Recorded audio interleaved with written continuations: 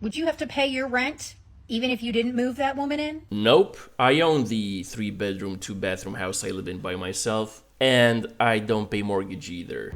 Listen, I gave... Would you have to pay your electric? Would you have to pay your water? Would you have to pay for food if you didn't move that woman into your house? Yes? Yes, you would?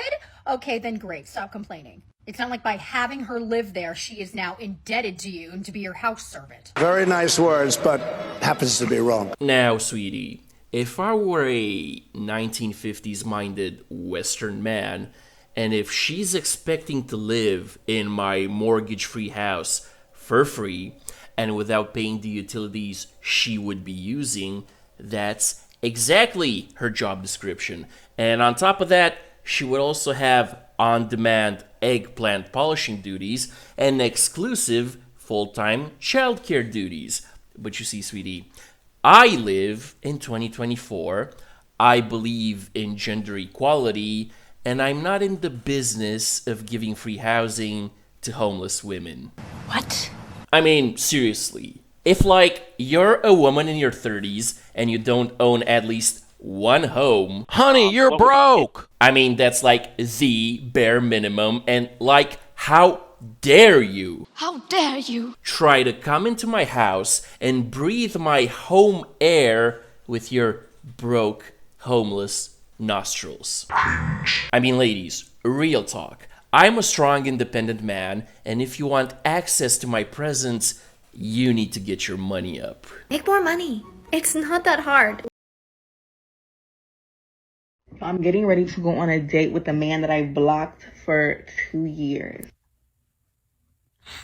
I can't make this up. Like, I can't. So, let me get this straight. You rejected him, then you unrejected him, made yourself available for him, then he rejected you, probably after pumping and dumping? Yeah, pretty much. Well, sweetie, hate to break it to you, but he won, you lost. Fair, like, why the do I have to go through this? And he's just fine. Like, that's not fair. He gets to go about his life, have his home, have his cars, have his financial stability, and I'm over here struggling. Well, sweetie, that's what happens when you divorce a man who properly protected his assets. But hey, if you're struggling post-divorce and you need help, go to the woods and ask the bear. This is my own private domicile and I will not be harassed! Bitch! Conversation we were having about. But, you know, the male demographic has been documented throughout history being violent and oppressive.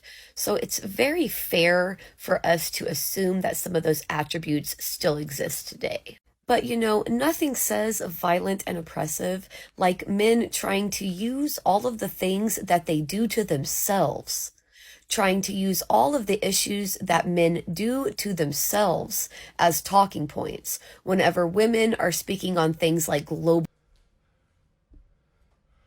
It's time to stop! It's time to stop, okay? No more! Where the f*** are your parents? Who are your parents? I'm gonna call Child Protective Services. It's time to stop! You know, sweetie, during America's longest war in the Middle East, which lasted 20 years from 2001 up until the botched pullout in 2021, it is estimated that 5 million people were casualties. This includes military personnel and civilians. Now, in the span of 10 years, between 2010 and 2020, if you add up the numbers, there were 7,538,413 pregnancy terminations in the US alone. And I don't know if you're aware, sweetie, but men don't have any legal say in these matters. So all of these pregnancy terminations happened because women decided they should. Now, I couldn't find any nationwide statistics on how many of these were elective terminations, but I found statistics from Florida, and well, out of 79,000 terminations in 2021, 59,000 of them were elective. So let's sum up. The violent and oppressive men caused around 5 million casualties in multiple war zones in the span of 20 years. On the other hand, in the US, a country that did not have any active war zones on its territory, women caused over 7 million pregnancy terminations in half that time. And these weren't enemy combatants or even collateral damage. These were babies.